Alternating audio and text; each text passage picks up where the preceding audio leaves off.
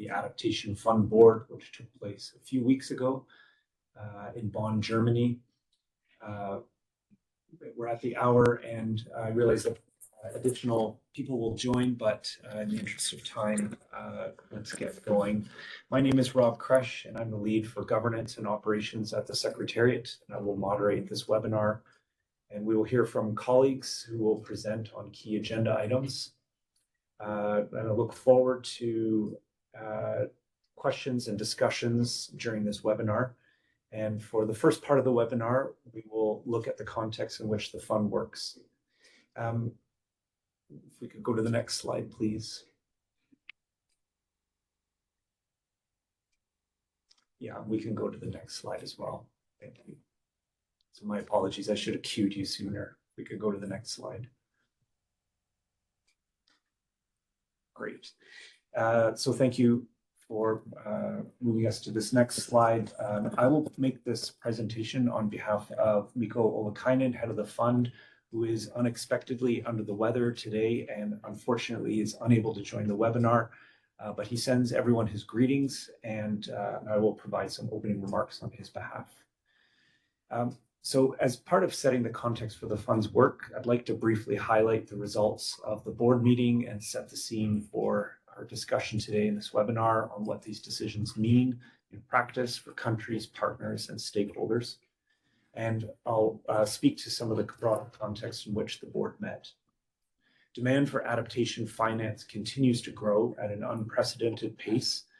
At the past meeting, the board was presented with a record pipeline, having received 94 proposals totaling approximately 1.3 billion, underscoring once again the scale and urgency of adaptation needs in developing countries. And against this backdrop, and despite a challenging global financing environment, the Adaptation Fund Board responded decisively. At its 46th meeting, the board approved close to $134 million in new projects and programs, marking one of the highest levels of approvals in the fund's history and coming close to last year's record level. These approvals span single country and regional projects, including locally led adaptation and innovation, and will support vulnerable communities across Africa, Asia Pacific, Latin America, and the Caribbean. Several of these approvals also represent important milestones for the fund, such as the largest regular single country adaptation project to date, and the largest regular regional project, and the first and largest regional locally led adaptation project, reflecting the board's continued commitment to scale, equity, and country ownership. Beyond project approvals, the board took a number of critical strategic and institutional decisions. Notably, the board approved a new resource mobilization strategy for the period 2026 to 2029, aimed at strengthening the fund's financial sustainability, diversifying funding sources, and positioning the fund to better respond to rising demand. The board also requested the development of a concrete action plan to operationalize this strategy, which will be brought forward for its consideration at its next meeting. The board also made further progress on the transition of the Adaptation Fund to exclusively serve the Paris Agreement, taking note of updates from the Secretariat, the UNFCCC, and the trustee, and expressed its intention to further refine the necessary legal and institutional arrangements in line with guidance from parties. As well, the board adopted a policy on safeguarding against sexual exploitation, abuse, and harassment, reinforcing the fund's institutional safeguards and its commitment to accountability, integrity, and survivor-centered approaches across all its operations. Important decisions were also taken across readiness, accreditation, and governance matters, including guidance to further refine the readiness strategy, steps towards a continuous accreditation model, and approvals of the fund's administrative budgets for the coming fiscal year.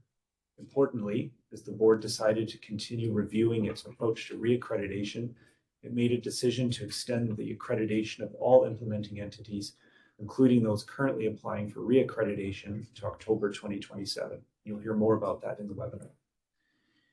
You'll hear about that and also other decisions in greater detail from colleagues who I'll turn to in a moment, who will walk you through what was approved, what's being taken forward intersessionally, and what this means for implementing entities and country partners. So let me conclude these remarks on behalf of Miko, the head of our fund, by thanking all board members, attendees, alternates, observers, and partners for their engagement during the recent 46th meeting of the board. Let me also thank all of you again for joining this webinar today. I look forward to questions and discussion. So with that, if I could invite turning to the next slide, and I would like to ask colleagues from the programming and innovation team to present the next part of the webinar. Thank you. Thank you, Rob. I hope you can hear me well. Good morning, good afternoon, good evening, everyone. My name is Andrew Hollander, Climate Change Analyst, and alongside my colleague Estefania Jimenez, Climate Change Specialist, we will be providing brief programming updates from the 46th meeting of the Adaptation Fund Board. If you could go to the next slide, please.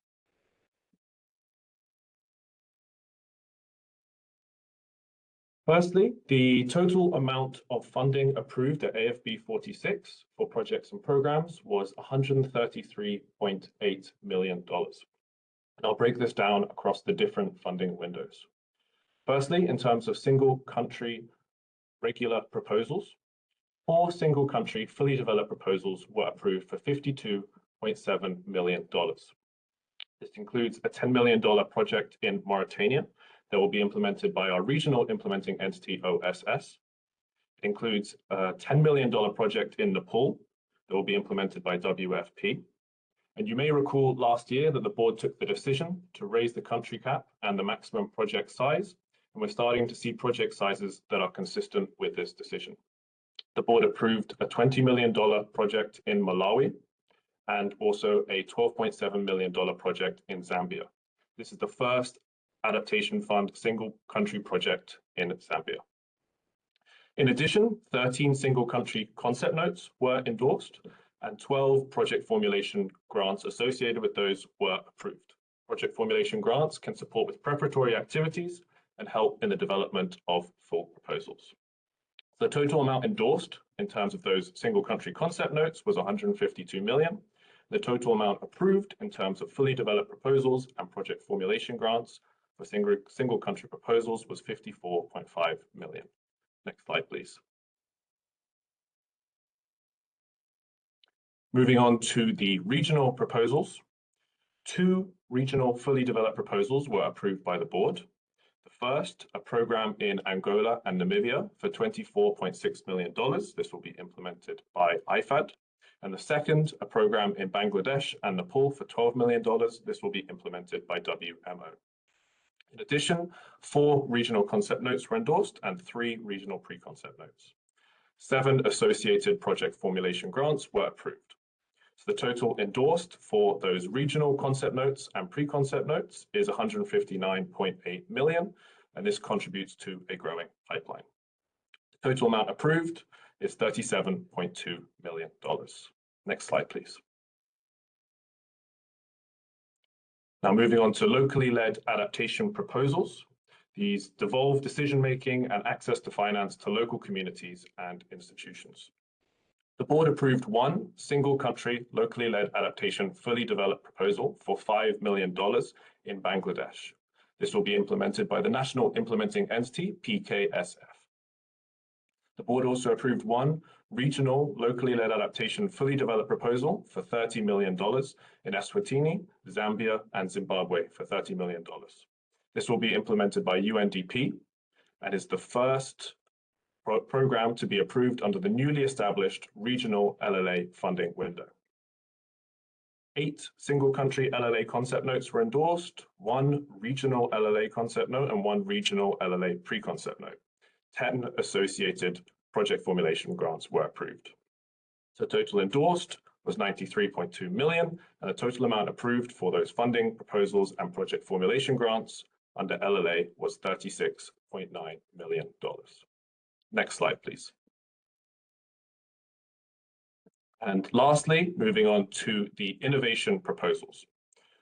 The board approved 1 single country large innovation fully developed proposal for $5 million in Somalia, and this will be implemented by UNEP. 2 single country large innovation concept notes were endorsed for $10 million.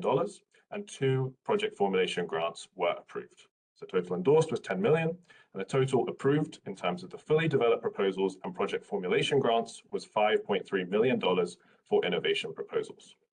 So adding up the total amount approved across all of those funding windows, you'll get the headline number of 133.8 million approved for projects and programs at AFB 46. And one final point to highlight is that the board endorsed 23 single country concept notes across all funding windows. 14 of those were submitted by national implementing entities, which is positive to see and reflective of a strong pipeline. And with that, let me hand over to my colleague, Estefania, for the next slide. Thank you. Thank you, Andrew. Good morning, good evening. Can you hear me? Yes, okay. Okay, thank you. It's very nice to be here in this space with you. I see some familiar names and some familiar faces.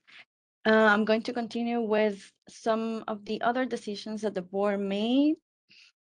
The next one is on the annually determined funding provisions for fiscal year 2027. The board decided on the following amounts: $60 million for funding regional project and program proposals, $50 million for funding locally led adaptation single country projects and programs, then $40 million for funding regional LLA projects and programs, following by $30 million for funding large innovation projects and programs, and $4 million for funding small innovation grants, learning grants, and project scale-up grants. Next slide, please. On other programming-related decisions, the board decided that we no longer are going to have the rule on having to access $8 to $10 million in order to access the remaining funding under the country cap. Either that or having a 4 years old project that was approved by the board, meaning that this would enable countries to access resources under the country cap for the first time, that are going to be able to access the maximum size for regular single country project and programs, which is $25 million, as you might recall from the last board meeting decisions. And this would also enable countries who have accessed previously resources under the country cap to access the remaining resources. Next slide, please. This decision is related to a concern that one of our implementing entities raised regarding the signatures of their coordinators to be available for the public, meaning our website. And the board decided that is that they want to ask the secretariat to consult with a legal officer and provide options for the acceptable presentation of signatures and report back on this matter in the next board meeting. Next slide, please. And this is just a reminder about our designated authorities transition. The board initiated the shift of designated authorities from an individual government officer to a government entity. And this is very important. We appreciate the facilitation of the DA transition at a country level. The Secretariat also would like to remind the parties that the LOEs or the letter of endorsements need to be issued and have the signature of the primary contact of the designated authorities, meaning that we cannot accept the LOEs that are signed by the secondary contacts of the designated authority. This is very important. You can check if a designated authority has done the transition in our website. You can see this text in orange. This would imply that the A has done the transition correctly. Next slide, please. And another important set of reminders, the submissions need to be emailed to our submissions inbox. We are transitioning to an online platform submission. However, we are not fully transitioned yet. So until further notice, we are going to keep accepting the submissions through our email. Please always include the letter of endorsement and the PFG request.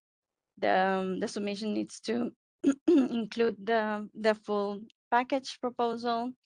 And also, please always include the designated authorities, the primary and secondary contacts, and please also CC the Secretary of Staff per funding window. You can find this in our website. Some important dates.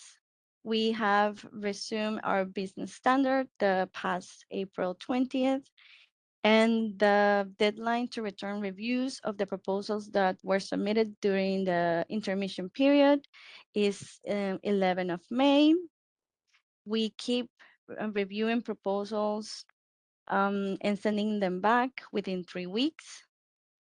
And for the following board meeting dates, we are expecting tentatively to have the board meeting on the week of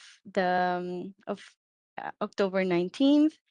And we are expecting to start our intermission period on August 14th, meaning that the intermission will be over and business standard will resume in November 2nd. Thank you. That is on my end. Going back to you, Rob. Thank you very much, colleagues, for your presentation. Perhaps we could intersperse some Q&A through the webinar just to collect some, rather than saving up all the questions for the end. And if I may, I'd like to invite a few questions from participants specifically on presentation you just heard, and then we can take a few other presentations and collect some more questions, and then we'll return at the very end for any last questions that anybody had. But if I may invite a few questions at this point while this presentation is fresh, and I imagine of great interest to most participants.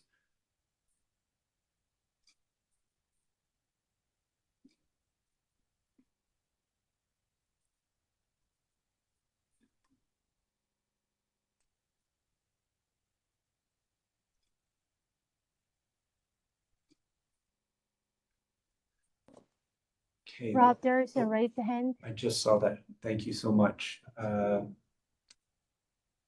Yes, please, Funi. Sorry, I hope I'm not mispronouncing your name. It just says Funi on the screen, so my apologies if I'm mispronouncing your name or not referring to you properly, but please go ahead.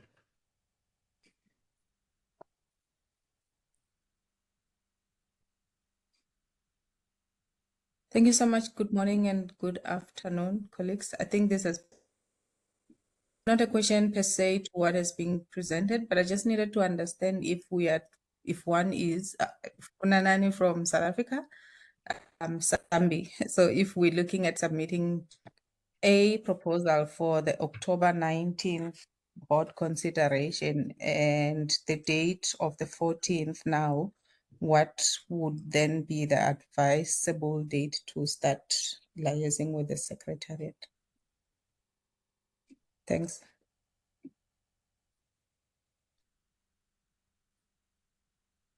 Should we go ahead and respond, or should we take more questions? Yes, I see another question that came in from Jen Ayeni. Please, in the chat, please confirm what the intermission period means. Is that a cutoff date for submissions? Perhaps we could take those two questions. Okay, thank you. I can take those, and if any of my colleagues want to compliment me, please go ahead. To start, the intermission period is a pause in the reviews that we have to take in order to get ready for the next board meeting. We can still accept proposals. We accept proposals on a rolling basis, but this intermission period is important to know because we pause the reviews. And to respond to Fanny's question, as soon as possible. So if you want your proposal to go to the next board meeting, you should submit as soon as possible. Make sure that you go through the necessary rounds of reviews, because again, after the 14th of August, we will no longer be able to do more reviews. I hope that is clear. I don't know if my colleagues want to compliment. Yes. Mhm. Just to complement Estefania's responses, and Funi, to clarify as well on that intermission date that you see of 14th of August, what this means is that we will accept any proposals until 11:59 p.m. on the 14th of August. So if you're submitting proposals on that Friday, the 14th of August, we will accept them and review them. However, anything that comes after the 14th of August, so from the 15th at midnight until the 2nd of November, those proposals, basically, we will accept them, we will confirm receipt. However, the review will begin only after the October board meeting. Over. I see another question in the chat. Yes, thank you for those answers. I see two questions in the chat. One is a follow-up from Jen Ayeni about what is the typical review period for full proposals, and then another question from Manish, who wanted to know about the decision regarding the NTNC's PFG for the LLA project in Nepal. So if I could invite responses to those questions. So Maybe I'll yeah, go ahead. Perhaps maybe I'll just very quickly respond to Manish, and then I'll hand back to you, Estefania. Just to say that the board has endorsed this LLA concept note in Nepal, and the project formulation grant, I believe 150,000 has been approved, and this decision will be communicated directly to you quite shortly. Thank you very much. Over to you, Estefania. Thank you. Regarding the typical review period for full proposals, I have to say that it depends. Typically, on average, we will do 3 rounds of reviews of either a concept note or a full developed proposal. So it's also up to the implementing entities. We have had cases where the proposals are really, really good and they only do a 1 round of reviews. So yes, it would depend on the quality of the proposal. Remember that we take 3 weeks to review the project proposals, and also we give you 3 weeks to come back to us. However, you can send it before those 3 weeks if you really want to hurry up with the technical clearance. I hope that was clear. Thank you. Great, thank you for those replies. Perhaps we can move on to, we'll have more time at the end of the webinar for follow-up questions, but I just wanted to give an opportunity to cover a few questions while things might be fresh on everyone's mind. To turn to the next part of the webinar, I'd would like to provide an update on the board's work and discussion to support the transition of the fund to serve the Paris Agreement. So if I would direct everybody to the board paper submitted for this meeting, because it provides a deeper background of the work over the past few years, starting from a board meeting held in March 2023.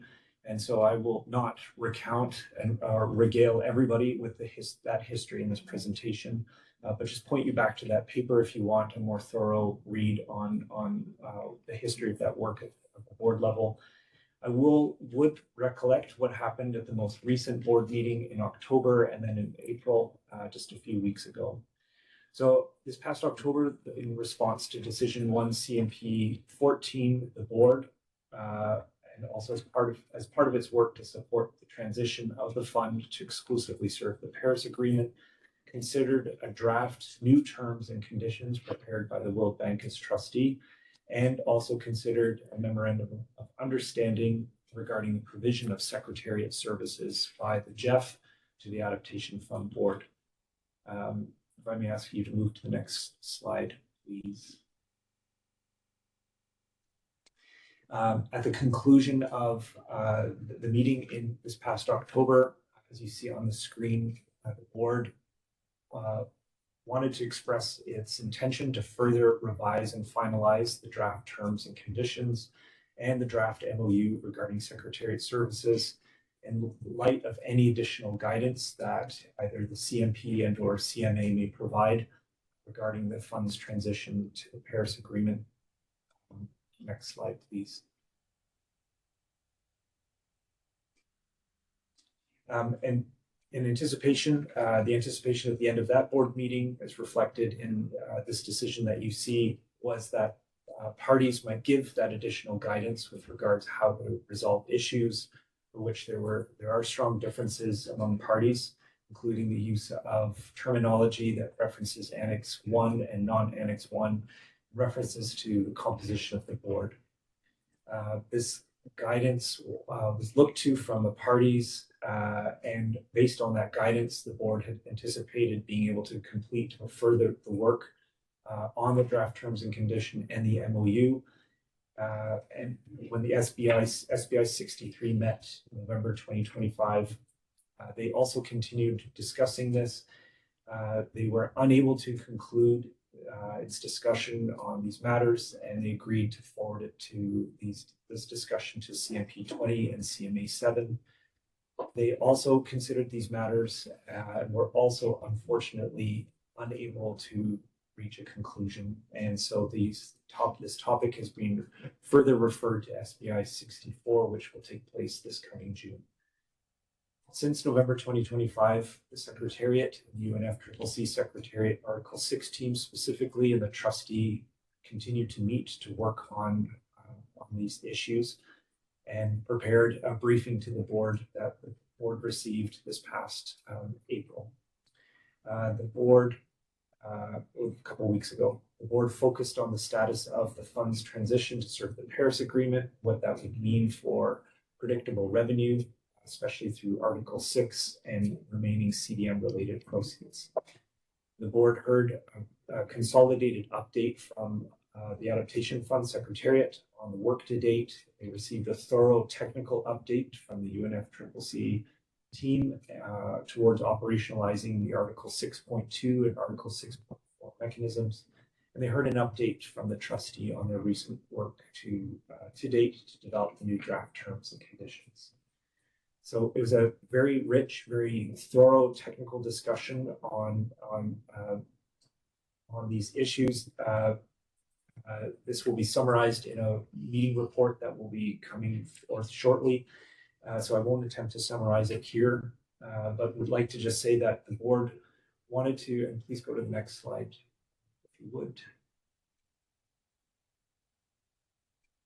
Yeah, you can keep going. My apologies. Sorry, you can keep going. My apologies. Got ahead of the slide, so apologies to everyone.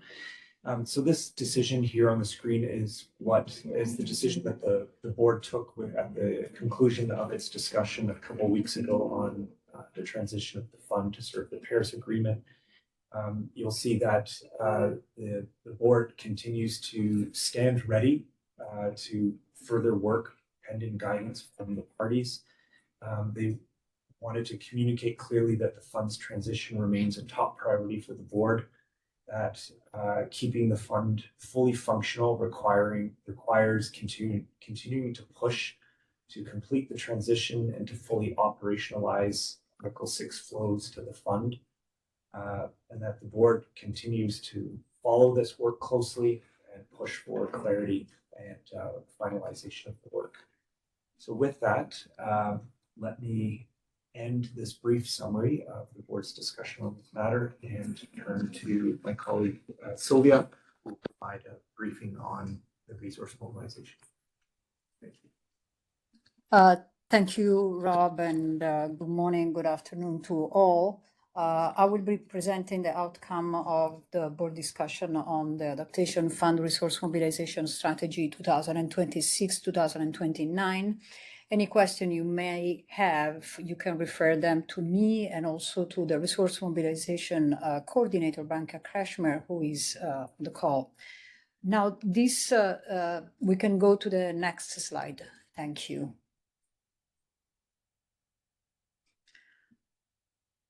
So the strategy is prepared under the board mandate from decision B44/45 in April 2025 and decision B45/2 in October 2025.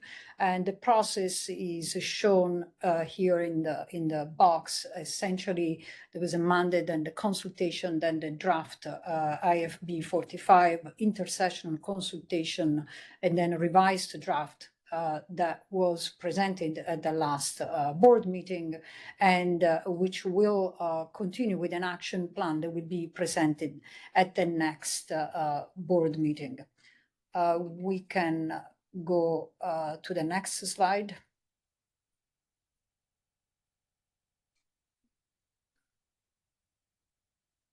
In terms of the resource mobilization tool, which ran from 2022 to 2025, the fund delivered progress across 6 strategies. And the 6 strategies, I'm not going to read them out, but you can read them on the left column. And at the same time, we have to recognize that there were key challenges during the strategy period that remain, because resources are still unpredictable and not at the scale needed. And the timing and scale of Article 6.4 revenue is uncertain, and multi-year pledges remain limited in scope. So the resource mobilization tree has been developed in a context of growing demand for adaptation funding from developing countries and evolving climate finance landscape, including the SCQG decision aiming to at least triple annual outflow by 2030. And this is also happening alongside a growing pipeline of adaptation fund proposal. We can go to the next slide. So this slide shows cumulative resources mobilized across a period. And I'm not going to read the number, but I do want to bring to the total amount. The cumulative voluntary contribution since inception has reached 1.9 billion as of 31st December 2025 from 30 government, and the contributor base reached 30 national and subnational governments. Now, also during the resource mobilization, 8 annual multi-year commitments were secured. We can go to the next slide.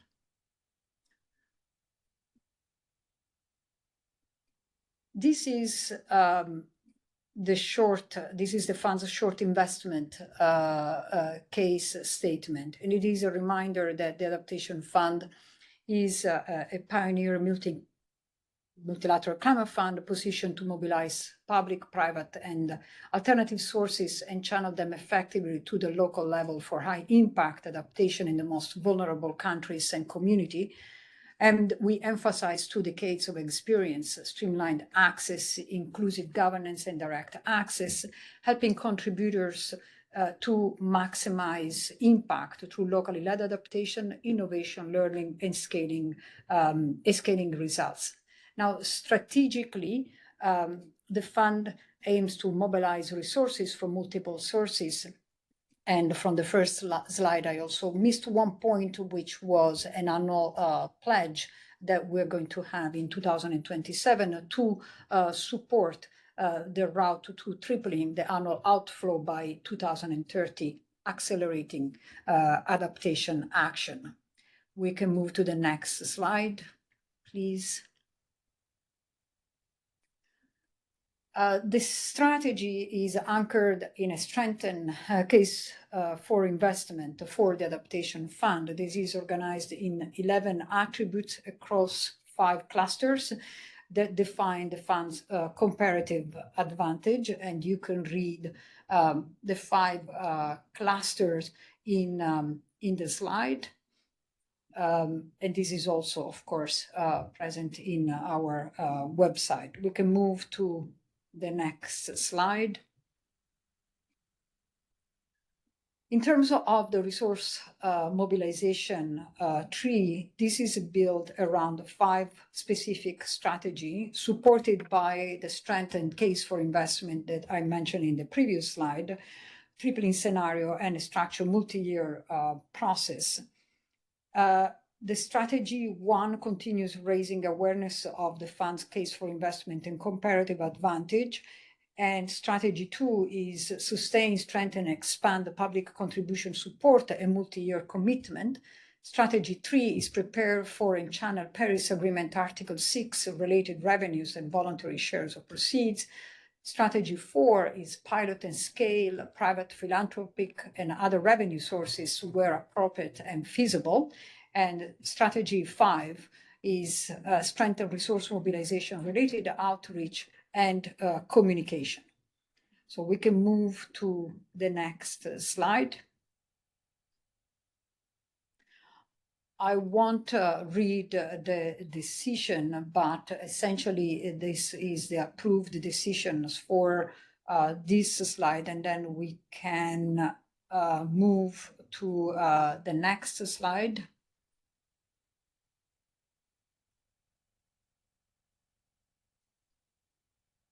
And these are the names of the members of the Resource Mobilization Task Force, which will support also the finalization of the Resource Mobilization Action Plan that will be presented at the next board meeting.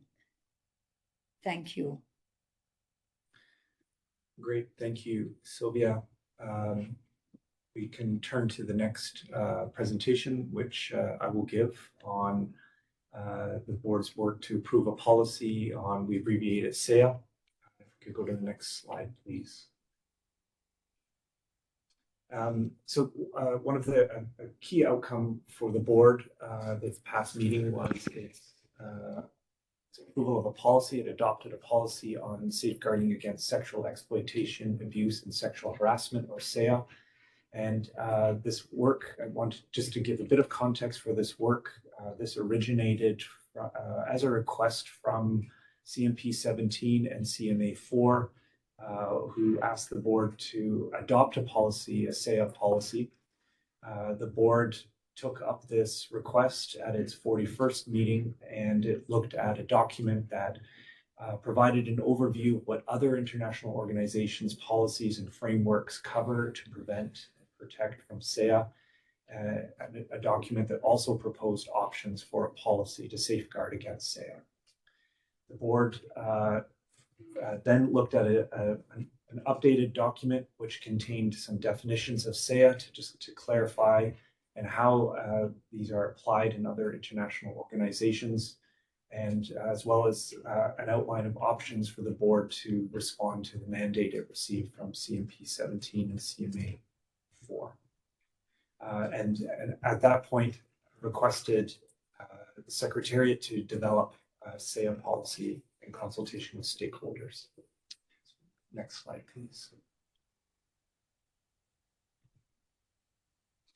And next slide, please. So the policy was developed by an independent expert consultant and was benefited from an internal review process by the Secretariat, and then was shared widely through a series of stakeholder consultations. The policy was finalized in this document number, which was sent to the board at its October meeting. The board wasn't able to cover that topic for lack of time in October, and it came back this past meeting just a few weeks ago. The document in Annex A has the policy itself. Annex B has verbatim stakeholder feedback, so anyone who's interested could see what comments were provided. And there's a draft implementation plan attached as well, which we will now pick up now that the policy has been approved. The key stakeholders in the consultation process included the board, implementing entities, designated authorities, and the civil society network for the Adaptation Fund, as well as interested members of the public, of which from whom we did hear and who did provide input to the draft policy. Next slide, please. The policy, just to give it an overview, is aimed at safeguarding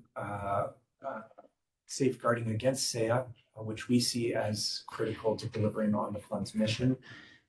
It outlines a scope of covered actors, which you see on the screen is extensive. It includes the board, committees, members of panels, the evaluation reference group, and Secretariat staff and contracted individuals, plus also implementing entities for supporting fund activities. The definitions are listed, the definitions of who these actors are, what is SEA, what is a survivor, and what is a workplace is included, which is in this case workplace is both physical and virtual, and it lists out some of the guiding principles which I've included on the screen here. Next slide, please. The policy also outlines responsibilities for different groups, the covered actors, but also the Adaptation Fund and IEs, which are intended to not just protect, but also prevent incidents of SEA. Next slide, please. The policy builds on existing reporting channels, including we have an ad hoc complaints dedicated email, which is being used also to support receiving complaints related to SEA. The policy also includes a mailing address for those who wish to use it. Complaints regarding the Secretariat or anyone contracted by the Secretariat are handled by the World Bank Group's Ethics and Business Office, and they have a variety of confidential channels which are also outlined in the policy.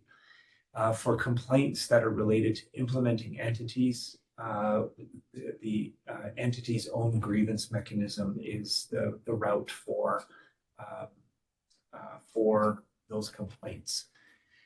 In terms of monitoring and review, we oversee the Secretariat oversees the implementation of the policy through the implementation plan, and we will report annually to the board through our report of the Secretariat, and also through the report of the board to the parties, which is also annual. The policy will undergo periodic updates. Obviously, it's just been approved, so there's nothing anticipated at this point. Next slide, please. So you'll see here the decision that the board took to approve the policy. And as mentioned, next steps include the implementing of the operationalizing or putting into practice the implementation note that was contained as Annex C, but also harmonizing our other policies and new SAIA policy. So with that brief presentation, let me now pass back over to my colleague Sylvia to provide a presentation on accreditation method. Thank you, Rob. And we can move to the next slide. Thank you. So I will be presenting the board decisions to support the Adaptation Fund ongoing work to transition to a continuous accreditation model. And if you may have any questions, you can then refer also after this webinar to me and to Naisa Huja, who is the accreditation coordinator and is currently on mission. So at the 46th meeting, the Adaptation Fund Board adopted decision B46/9 that you can view on the screen. And this decision comes from a previous conversation at the 44th meeting, where through decision 45/5, the board requested the Secretariat to conduct an analysis of the fund's reaccreditation approach.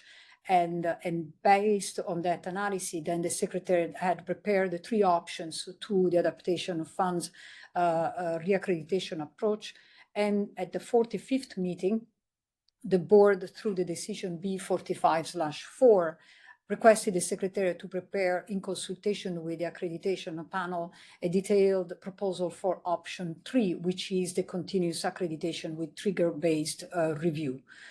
So you now see the result in this decision of that discussion. There is, as you can see in paragraph C, there are ongoing work that we will still need to be present at the next board with regard to the model of the continuous accreditation model. However, what we want to focus on is what Rob has presented at the beginning of this webinar, that the board has decided to grant in decision B46/9D, to grant an extension of accreditation to all implementing entities accredited by the fund and entities that are currently under panel review for reaccreditation or due for reaccreditation until 31st of October 2027. Now, if we can move to the next slide, I can go into a bit more detail of what that decision means in practice as of starting from today, April 2026. So these slides illustrate how the board decisions translate into accreditation extension and timelines. So in the first box, you can view the entities whose accreditation expires after 31st of October 2027 continue under the existing accreditation until their accreditation expiry date. Entity whose accreditation would expire before 31st of October 2027 are covered by the extension, ensuring continuity during the transition period.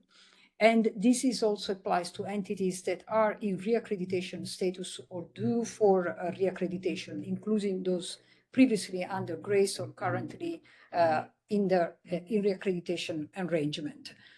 So to avoid any type of gaps, the board has provided a very clear and unified timeline. Of course, and this is the last box, entities who are in reaccreditation status, but their expiration, their grace period of 3 years has expired. Of course, they now have already moved into a non-accredited status. So this extension does not apply to entities that are not accredited to the Adaptation Fund. So I'll stop here.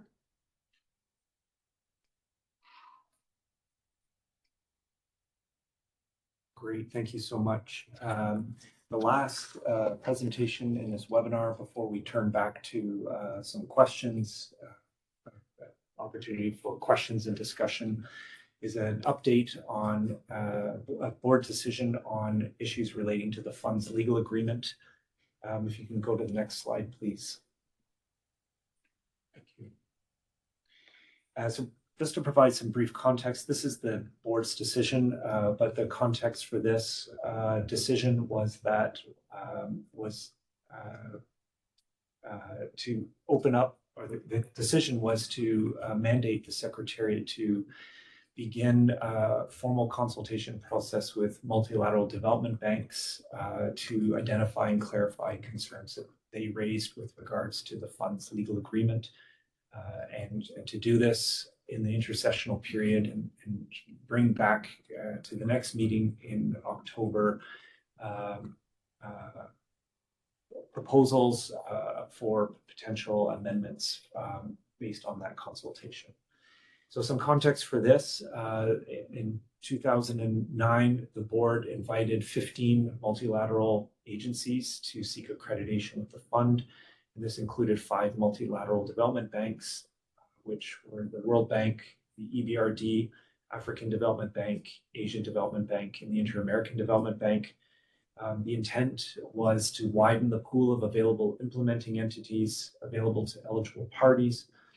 This was something that was important to parties at the time and may continue not to have an NIE, and also in recognition that multilateral implementing entities have particular roles and operational strengths to offer. The board, to date, the board has approved only 2 projects, one for the World Bank as an MIE, which was signed back in 2013 and 2014, respectively, so it's been some time. There was also a PFG that the board approved for the African Development Bank in 2017. Reasons that the MDBs gave, as we heard over the last little while, for their limited engagement with the AF, with the fund, was limited project size available at the time, and not wanting to be seen as competing with NIEs for scarce resources. As well, in more recent times, with renewed interest on the part of MDBs to work with the fund, issues were raised with the legal agreement, even following the recent work to amend the legal agreement, which amendments which the board approved a year ago, April 2025. And so based on that renewed interest and at a request from the MDBs, the board mandated the Secretariat to begin this work. This work is a mirror, in effect, of the work that the Secretariat did in consultation with a number of UN agencies over a year ago to review the legal agreement in light of concerns raised by a number of UN agencies, and to propose amendments to the legal agreement that might attempt to resolve those issues. So the mandate from the board is a second round of consultations, and this time focused on the MDBs. That is a brief presentation on that item. We are at the end of the presentations, and I would turn it back over to questions and answers from participants or attendees on the call. And I do see one question in the chat. I unfortunately do not speak Spanish, so I would welcome anybody who does, who would be able to. Yeah, I can respond. Okay, sounds like Sylvia is ready to respond to that question, so perhaps we can take that question first. Please go ahead, Sylvia. Thank you. This is a question from Casm. I just want to know if I can respond in English, and then Estefania, if there is a need, I mean, we can translate in Spanish. So it's important for me to respond to this question verbally and not only in the chat, so it is clear to all. The answer is yes. The extension is applicable to all entities that are under reaccreditation status and they are due for reaccreditation. So the extension is valid. Essentially, all entities will be in accreditation status until October 31st, 2027. Now, what that also means in other terms is that entities that are accredited, so that they have an active accreditation status, can also submit proposals and be funded. So I hope this is clear and this is applicable to all entities as specified in the board decision paragraph D. Is that, please let me know if that is clear. Thanks for that. We do have English to Spanish interpretation on the call, so okay. Thank you, and I see response. Thanking you for your follow-up to that question. Other questions? Please feel free to put them in the chat like others, or raise your hand. Happy to take questions.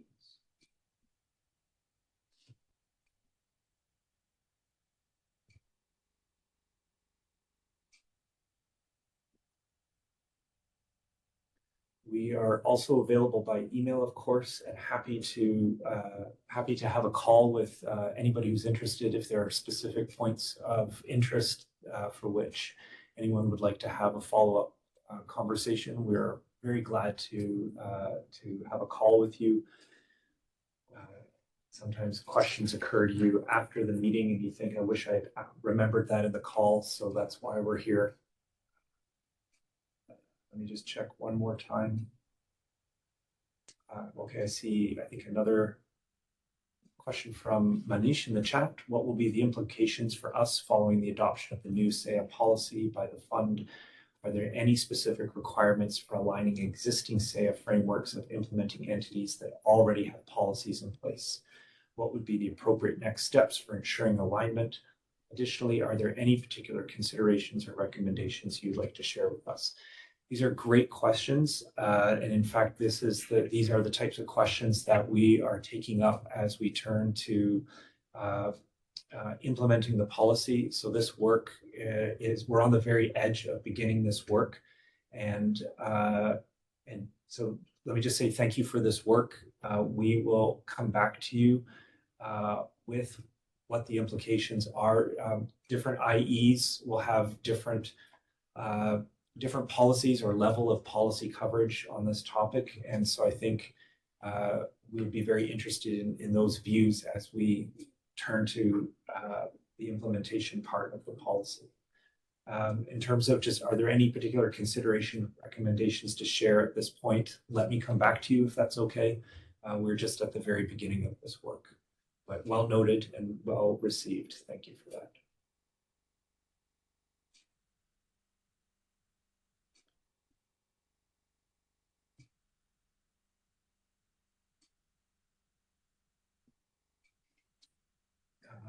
Colleagues, I don't see any other questions at this point in the chat or any raised hands. If there are no other questions or comments, can draw the webinar to a close. Let me express my thanks to all of you for joining the webinar, and also thanks to colleagues who, sorry, Tenon, thank you so much. I see that you raised your hand. Can I invite you to please come in? I'd love to hear your question.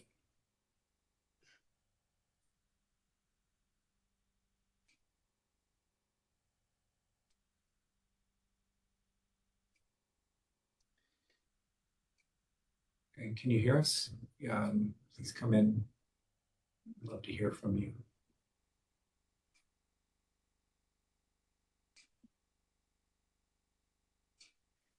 Okay, please feel free to email us. We're very happy to follow up by email if there's a technical issue.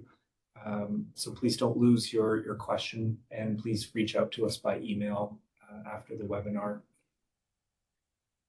So with that, thank you again to everybody for joining this webinar. Thank you to colleagues for presenting and answering questions.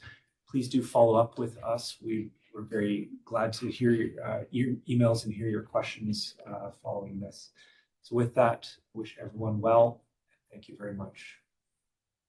Thank you.